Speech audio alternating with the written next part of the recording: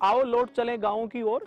Theme के साथ आज हम अपनी गांववाणी स्टूडियो टीम के साथ आप सब लोगों को इंद्राड़ा गांव के पास में और खोरी गांव के समीप स्थित धंधोड़ा धाम के पास में लिए चलते हैं,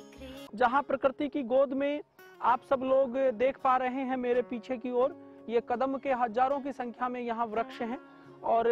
प्राकृतिक छटा सौंदर्य देखकर मन को मन मोहित होता है। साथ में मनमोहक इस प्राकृतिक सौंदर्य के देखने के बाद मन में एक सुकून सा महसूस होता है।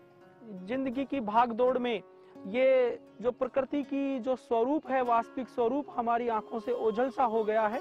लेकिन जब इस प्रकृति की गोद में पुनः आकर अपने आप को इस शांत भरे माहौल में जब कुछ पल बिताते हैं तो मन को एक शांति मिलने के साथ एक नई दिशा और नई ऊर्जा का संचार भी होता है। तो इसी कड़ी में गांववाणी स्टूडियो का एक हर रविवार को एक प्रयास है, एक नए गांव के साथ आपको बानसूर के कुछ ऐसे प्राकृतिक सौंदर्य को और गांव के जो रहन सहन और गांव की जो परंपराएं हैं उनको आप तक पहुंचाने का हम कार्य कर रहे हैं। विगत कुछ हफ्ता से हमने आप सब लोगों को आओ लौट चले गांव की ओर थीम के साथ में ये दिखाने की कोशिश की है, प्रयास किया है कि आज भी गांव का अगर वास्तविक प्राचीन स्वरूप अगर जिंदा हो जाए तो निश्चित रूप से गांव आत्मनिर्भर बनने के साथ साथ प्रकृति के उस वास्तविक स्वरूप को वापस लाया जा सकता है, जिससे जीवन और जिंदगी प्राचीन स्वरूप में आने के साथ साथ एक नया स्वरूप ले सकती है और एक नया सवेरा एक लेकर जीवन को आगे प्रसारित करने का काम कर सकती है। इसी कड़ी को जोड़ने का काम हमारी गांववाणी स्टूडियो की टीम कर रही है। युवा जागृति संस्थान के बैनर तले बनाए गए गांववाणी स्टूडियो का यही प्रयास रहा है सदा से कि ऐसे कुछ लीक से हटकर कुछ ऐसे काम जो लोगों ने किए हैं। यहाँ देख रहे हैं कि धंधोड़ा धाम के जो महंत जी हैं उन्होंने इस मंदिर के प्रांगण के नीचे की जो पहाड़ की तलहटी है, जहाँ पहाड़ का सीना चीर कर ये पेड़ आज पौधे जो वृक्ष का रूप ले रहे हैं, जो आप देख पा रहे हैं, ये एक दिन की मेहनत नहीं, ये इनके अथक प्रयास और दृढ़ निश्चय का ही एक जीता जागता उदाहरण आपको यहाँ दिख रहा है। आज हम जब इस प्राकृतिक छटा के बीच अपने आप को देखकर और अपने आप को यहाँ पर स्थापित करने के बाद जब इन पौधों को वृक्ष का स्वरूप लेते हुए देखा है तो हमारे मन में ये बात जरूर आई है कि ये जो प्रयास है वाकई में महंत जी का एक बहुत ही अच्छा प्रयास रहा है, साथ में उनकी पूरी टीम का, कि उन्होंने अथक मेहनत के साथ में पत्थर के सीना चीर कर ये पौधे वृक्ष का रूप लेकर आगे बढ़े हैं। इन्हें नियमित पालन पोषण का काम और साथ में इन्हें नियमित रूप से पानी डालने का काम भी इनके द्वारा किया गया है। और कदम जैसे पवित्र पौधे हर जगह पर नहीं उगते हैं, लेकिन यहाँ हजारों की संख्या में कदम के पौधे हैं और ये हमारे बानसूर का एक ऐसा स्थान है जहाँ एक इकलौता ऐसा स्थान है जहाँ पर इतनी बड़ी संख्या में कदम के पौधे हैं। तो आप गांव के लोगों को, बानसूर के विशेषकर लोगों को मैं कहना चाहूँगा कि जब भी आपको कभी समय लगे और जीवन में ऐसा लगे कि कभी प्रकृति की गोद में कुछ समय बिताना चाहिए तो इस धरा पर जरूर आएं और धंधोड़ा धाम पर आकर अपने आप को इस प्रकृति की गोद में कुछ समय बिताने का मौका जरूर दें। तो इसी कड़ी के साथ हम अगले सप्ताह अगले रविवार फिर आपको एक नए गांव के साथ इस गांववाणी स्टूडियो के साथ लिए चलेंगे। तब तक के लिए विराम चाहेंगे। अलविदा। धन्यवाद दोस्तों जिन्होंने इस YouTube चैनल के माध्यम से जुड़कर इस महत्वपूर्ण जानकारी को देखा और इस प्रकृति के स्वरूप को देखकर अपने आप को अपने बचपन की ओर ले जाने का एक छोटा सा प्रयास किया। धन्यवाद।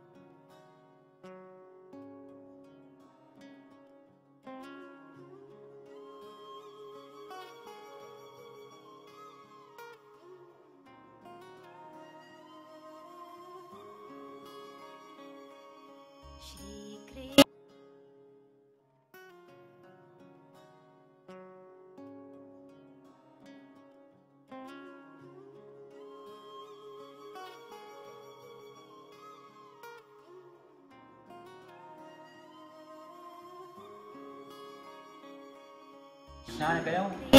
नहा धो कर ले कमंडल पानी को तो भी रूक लिया हो चाह जब भूख तो आएगी ना या तो आने में मांगेगी चाय लूँ पानी पी लूँ खा लूँ मैं बैठ लूँ दूर आकर फिर गोला नौकरी बांधी नौकरी बांधी घोड़ा का बच्चे घोड़ा हम 11 रुपया उगा सारी इच्छा है खरी आत्मा बाबू बने बाबा जी पैसा मेरा भाई तुम्हारी इच्छा है पीछे बनाओ तो ये यार सामने मकान दिया बिल्कुल लाग के महाराज क्योंकि तकत भी को ना भगत भी को ना भैया जो बांधो को बोरी दी वो बोरी बचा अब जा करके जा वो करे अब अंदर को ना एक आँख के लाओ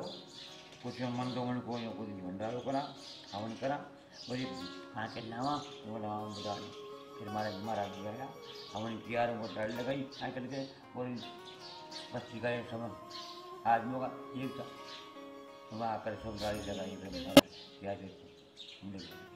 मगर बात नहीं बोला तो थोड़ा पान नहीं टीम से उठ गए तो परमात्मा जाने के बाद क्या जाने तो जो 105 साल को 8 साल को 100 को वहाँ भी नहीं बोले था हमारो बाप भी बताओ तुम्हारो दादू भी बताओ दादी ने बताओ तो ये पेड़ था जो पेड़ यहाँ पर देखा था जब मैं आया था ये 20-30 पेड़ था आ गए पेड़ था क्या वहाँ पेड़ बकरिया हो जन्म खा जाएगी फिर वो भाई पैसा ले भाई मांग करवा बीक फिर बोरिंग करवाई यहाँ बाढ़ करी पूरी पेड़ तो फिर जाना कटवाया कर्म हो पानी दियो फिर यहाँ बीज लिया बीजा ने मोरा हम गए ऐसे हाथ देखो बोल रहे बड़े पीपड़ा सब मेरा हाथ पे यहाँ कुछ नहीं था बिल्कुल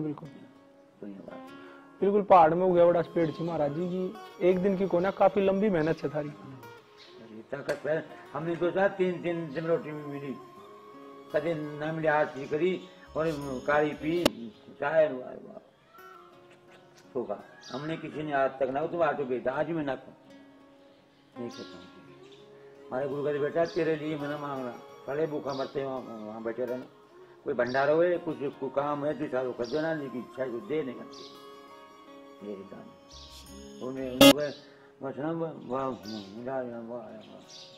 बाबा जी मेरे को खुद जानता फिर मैं आगू उनके 11 महीना बाद में महाराज जी गुरु जी फिर एक रात गया चले गए